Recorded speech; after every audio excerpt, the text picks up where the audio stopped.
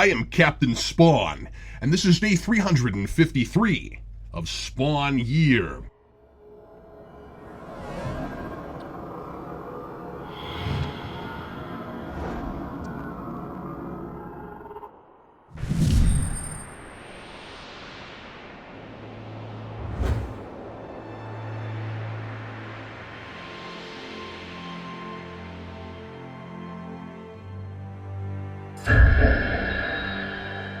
There is a motif that's been running through this book ever since Maman first started showing up, and somehow I've never commented on it. I bring it up now because it's been popping up even more since issue 200 for some reason, and that's black and white checkered floors. I've always taken it as a pretty obvious symbol of the manipulative mastermind of the background, always 8 moves ahead, or in Maman's case, 2 whole generations ahead. And it probably also represents the cosmic chess match between heaven and hell at large. I suppose it's still that, as we've got several schemers setting up their pieces and making early moves. Yeah, nearly 30 issues after this new status quo began, and we're still watching all these characters planning opening moves, and the chessboard motif is showing up even in issues that include none of those characters. Or perhaps the she-devil with wings is somebody's pawn, or a new player in the grand chessboard itself. But who knows?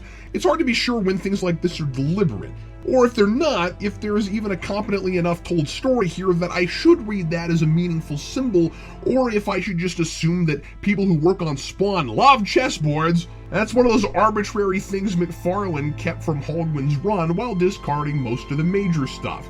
I can just imagine a series bible for this thing. At least 2 giant dialogue balloons with screaming and exclamation points every issue, at least 3 issues of deliberation before bad guys actually start doing stuff. The artist must draw the cover before knowing anything about what the comic is about, and hospitals and diners have black and white checkerboard patterns. But I really shouldn't look for too much subtext and symbolism in a book constantly looking at sales figures to inform the direction of its so-called narrative.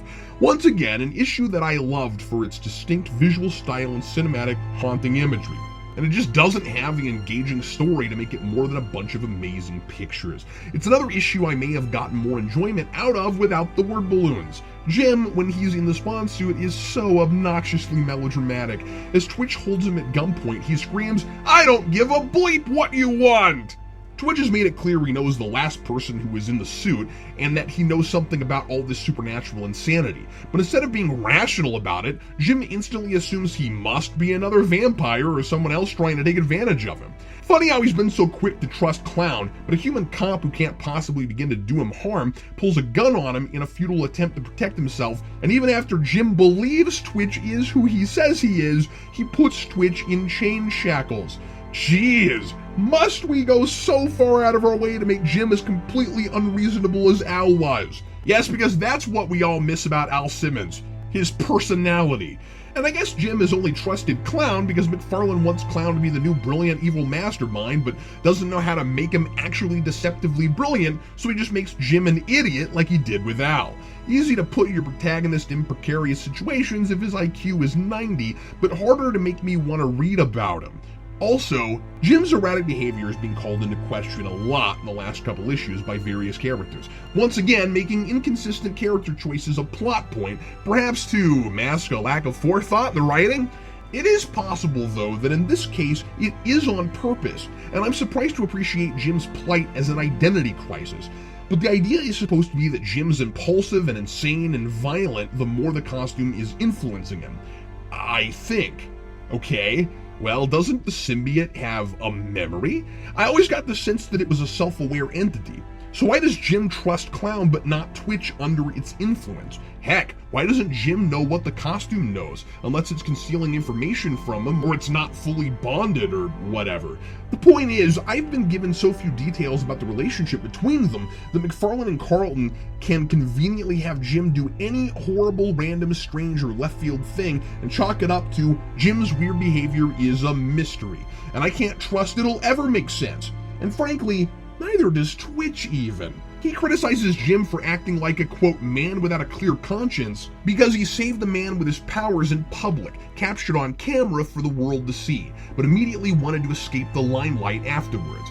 Certainly Jim is leading a double life, as Twitch goes on to suggest, but we can get that from the clothes he's wearing and all the chains jutting out everywhere. Why is Twitch jumping to idiotic conclusions? Is this supposed to showcase his brilliant deductive reasoning skills? The guy got run over because there were too many hungry reporter wolves crowding Jim and Sarah. Maybe Jim left fast because it was a horrible situation, and because he wouldn't want to give those wolves any more undeserved scraps of meat after they forced him to use his powers. It's not like Jim refused to do more talk shows suddenly. Avoiding the paparazzi is the most normal, understandable behavior I can think of for a celebrity. Certainly the most normal thing Jim has done. Twitch wasn't there and didn't see all the details, but the assumption he's making makes no sense, yet the story treats it like he's right about it. Little known fact, SPAWN is actually an acronym that stands for Stupid People Always Wrong and Naive. It's a fourth wall breaking club for both fictional characters and their creators. Oh, I don't know, is that below the belt? It's just that I'm 12 days away from hopefully waking up from this year-long night terror, and I'm really done with this material. Okay, other stuff. Jim uses maggots to clog up Twitch's gun, so that answers the bug question. A demonic nurse tries to pump Sam up with something from a syringe in the hospital, and Twitch's replacement partner, Detective Random Generic Super Nice Guy, chases after her, shoots her, and provides Krasinski with an excuse to do some uber creepy stuff with blood on stairs and in hallways.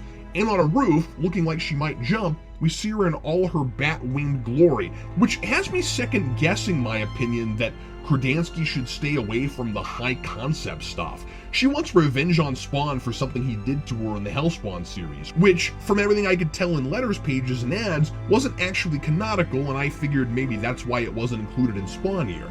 But then again, only certain pages of the main series seem to be in continuity, so who knows? There are a lot of new elements being introduced suddenly. This Lady Bat Demon thing, the Vatican, but not a lot of headway has been made on what was here already. I'm smelling more making it all up as we go along this.